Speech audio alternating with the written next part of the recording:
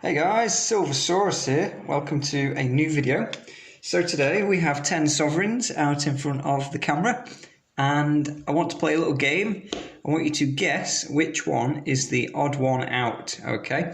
So you might be able to have a look from there, but just in case, I'll show you all a bit closer each one and I'll take one from the left, one from the right and sort of go in order. So for example, number 1.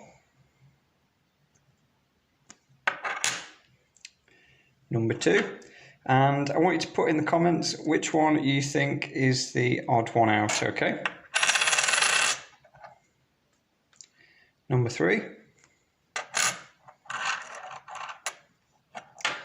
Number 4. So pay attention to the date, the details, you know, whatever you think might be relevant. Number 5. Number 6.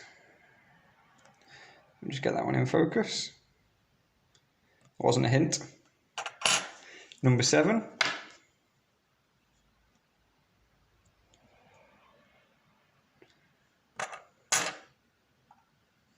Number 8.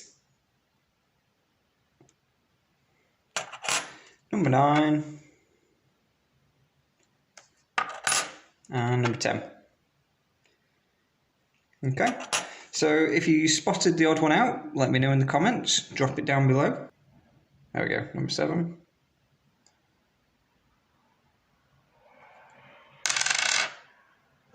No, number 7.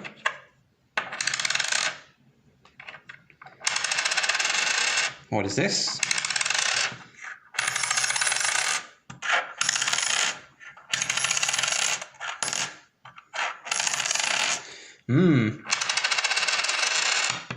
Anyone guess this one?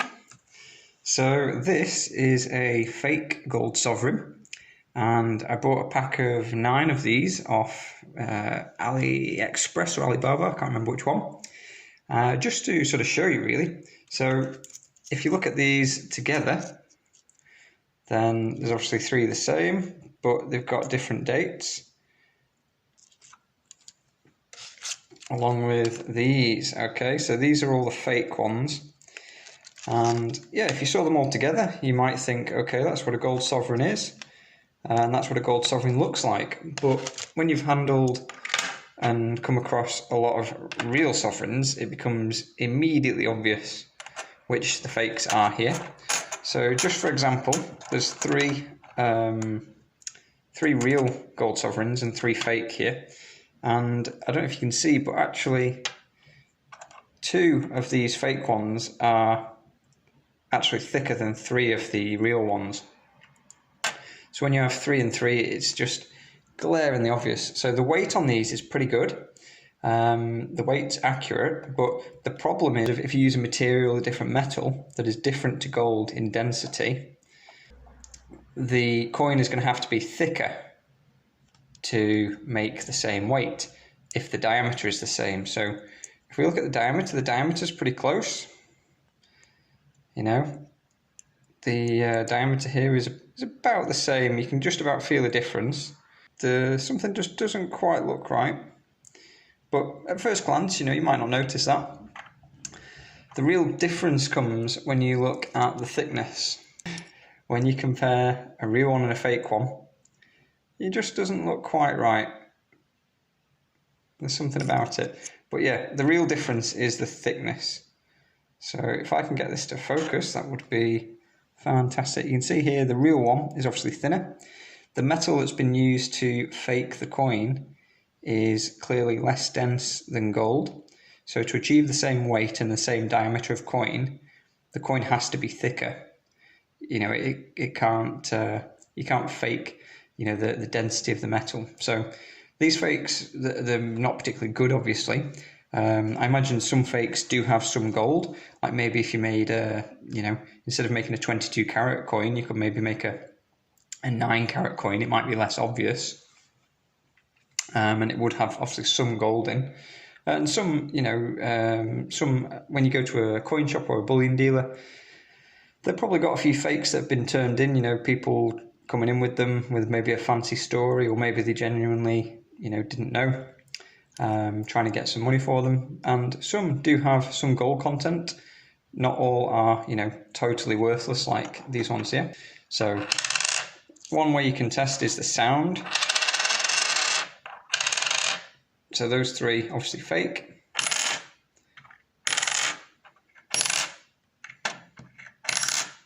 You can just tell, it's a dead sound, like the money that you spent on it. If you thought it was real sovereign, it's dead. But obvious thickness differences. Design, you wouldn't notice if it was a faraway photo. Like I say, if I genuinely show you this one is real, this one is fake, from that design you might not notice the difference. It does look a bit sort of flatter, the colour, but some do look slightly different. Maybe if it's a bit dirtier. So yeah, that is today's video really. Just wanted to show you that fakes do exist. They're readily available, whether it's old coins, new coins. So it's always worth checking your metals, making sure, if someone's got like a date run even, they're 1908, you might think, oh, well, surely they wouldn't fake individual dates on them all and, little nicks on the coin. Like if you look here, Edward has that little nick in front of his ear, just the top of his ear if you look in front, between his ear and his eye. Yeah, if you look on,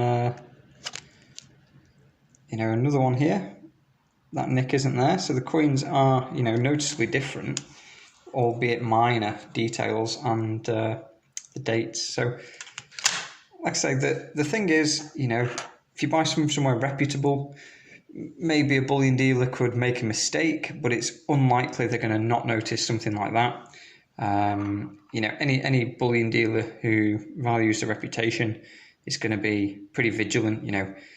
If someone's dealing with like thousands and thousands of sovereigns over the years, the chance of human error is there. It's fractional, but it is there. A coin might not get checked or something, but they're going to be pretty careful checking coins coming in to make sure they are genuine, obviously.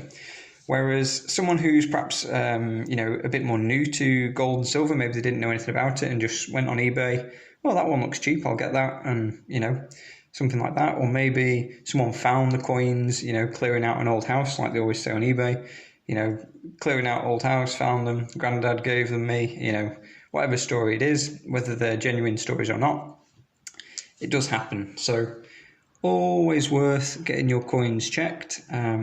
If you have a local bullion dealer, obviously buying from them might be a good idea, one with a good reputation. I do buy some coins on the secondary market, and when I do, I'll go into the local, well, I say local, it's not that local, but the nearest coin dealer, if you like.